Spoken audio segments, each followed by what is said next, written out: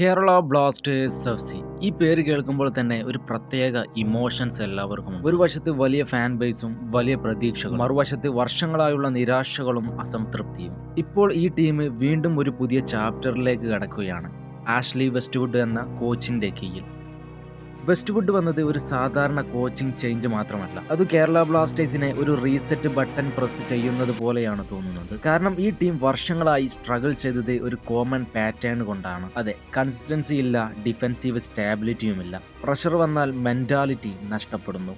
പക്ഷേ ഇപ്പോൾ ഈ ടീം കളിക്കുന്നത് കേരള ബ്ലാസ്റ്റേഴ്സ് എഫ്.സി. എന്ന ഐഡന്റിറ്റിയുമായി ഒരു റീബിൽഡ് ബേസിലാണ്. ഇവിടെ ഇപ്പോൾ സൂപ്പർ സ്റ്റാർസ് ഇല്ല, പക്ഷേ സിസ്റ്റം ഉണ്ട്. ഇതുകൊണ്ടാണ് ഇപ്പോഴത്തെ ലൈനപ്പിൽ കാണുന്നത് വളരെ യങ്ങും ഹംഗ്രിയുമായിട്ടുള്ള പ്ലേയേഴ്സ് വന്നത്. സത്യം പറഞ്ഞാൽ ഇപ്പോഴത്തെ എല്ലാ പ്ലേയേഴ്സും ഒരു കണക്ഷൻ ഉണ്ട്. ഗോൾ കീപ്പർ പൊസിഷനിൽ അർഷയ്ക്കാണ് പ്രധാന പ്രസൻസ്.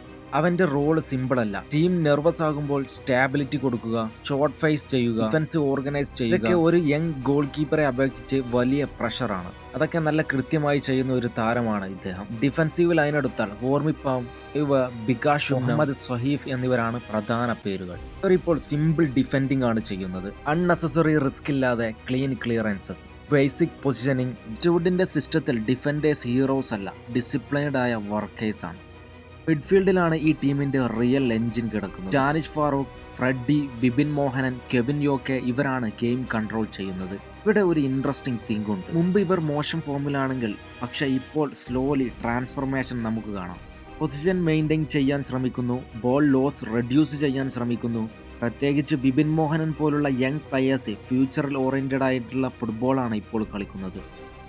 അറ്റാക്കിംഗ് ലൈനിലും കെവിൻ യോക്കെ പോലുള്ള പ്ലേയേഴ്സിനാണ് ക്രിയേറ്റിവിറ്റി നൽകുന്നത്. ഇവിടെ മെയിൻ ഫോക്കസ് ഗോൾസ് മാത്രമല്ല, ചാൻസസ് ക്രിയേറ്റ് ചെയ്യുക, ട്രാൻസിഷൻ സ്പീഡ് മെയിൻറ്റെയിൻ ചെയ്യുക എന്നതാണ്. Blasters previously released on individual brilliance, പക്ഷേ ഇപ്പോൾ കളക്റ്റീവ് മൂവ്മെന്റ് ആണ് പ്രയോറിറ്റി.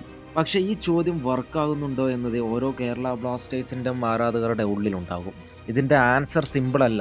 ചില മാച്ചസിൽ ഇംപ്രൂവ്മെന്റ് നമുക്ക് കാണാം. ടീം ഷേപ്പ് ബെറ്റർ ആണ്, ഡിഫൻസ് ഓർഗനൈസ്ഡ് ആണ്, മിഡ്ഫീൽഡ് കമ്പാക്റ്റുമാണ്. പക്ഷെ പ്രോബ്ലം എന്താണെന്ന് പറഞ്ഞാൽ ഫിനിഷിംഗ് കൺസിസ്റ്റൻസി തീരെ കുറവാണ്. പ്രഷർ മൊമെന്റ്സ് ഹാൻഡിൽ ചെയ്യുന്നതിൽ സ്റ്റിൽ വീക്ക്നെസ് ഉണ്ട്. അതും കൂടി മെച്ചപ്പെടുത്തിയാൽ ബ്ലാസ്റ്റേഴ്സ് തീയുമാണ്. അതുകൊണ്ടാണ് ഈ സീസൺ ബ്ലാസ്റ്റേഴ്സ് ഫാൻസിന് ഒരു മിക്സ്ഡ് ഫീലിംഗ് ഉള്ളത്.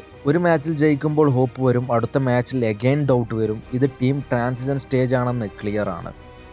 വെസ്റ്റ്വുഡിന്റെ ഫിലോസഫി സിമ്പിൾ ആണ്. No short cuts in football. He still not building a flashy attacking team, he is building a disciplined unit. അതുകൊണ്ട് തന്നെ ഫാൻസ് ഇപ്പോൾ കുറച്ച് പേഷ്യൻസ് കാണിക്കേണ്ടി വരും. ഇപ്പോൾ കേരള ബ്ലാസ്റ്റേഴ്സ് ഒരു ഫിനിഷ്ഡ് പ്രൊഡക്റ്റ് അല്ല, അതൊരു കൺസ്ട്രക്ഷൻ സൈറ്റ് ആണ്. ഓരോ മാച്ചിലും ബ്രേക്സ് ആഡ് ചെയ്യുന്നു. ചില ബ്രേക്സ് സ്ട്രോങ് ആണ്, ചിലത് വീക്ക് ആണ്, പക്ഷേ സ്ട്രക്ചർ സ്ലോലി ഫോം ആകുന്നു. ആർഷയ്ക്ക് ഗോൾ കീപ്പിംഗ്, ഓർമിപ്പം defence leadership, Janish midfield control, Vipin Mohanan young energy, ഇവരാണ് ബ്ലാസ്റ്റേഴ്സിന്റെ ഫ്യൂച്ചർ ഫൗണ്ടേഷൻ. കെവിൻ യോക്കെ പോലുള്ള പ്ലേയേഴ്സ് ക്രിയേറ്റിവിറ്റി ആഡ് ചെയ്യുന്നു. സഹീഫ്, യുംനം പോലുള്ള ഡിഫൻഡേഴ്സ് ഡിഫൻസീവ് ഡെപ്തും നൽകുന്നു.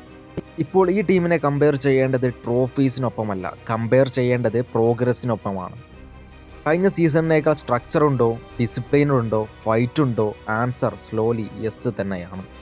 പക്ഷെ ഫുട്ബോൾ ക്രൂവലാണ്. പ്രോഗ്രസ് മാത്രം അത് റിസൾട്ട്സ് എങ്കിൽ നോയ്സ് വരും. അതുകൊണ്ടാണ് ഈ സീസൺ ബ്ലാസ്റ്റേഴ്സിന്റെ എവറി മാച്ച് ഇമ്പോർട്ടന്റ് ആകുന്നത്. Kerala Blasters are not at a winning machine, but they are trying to become one. Today is not about instant success. It's about building identity, and identity takes time. എനിക്ക് തോന്നുന്നത് വെസ്റ്റ്വുഡിന്റെ ഈ team വീണ്ടും dangerous ടീമായി മാറിയിരിക്കും. Until then, it's a journey, not a destination. So good luck Westwood and Kerala Blasters FC.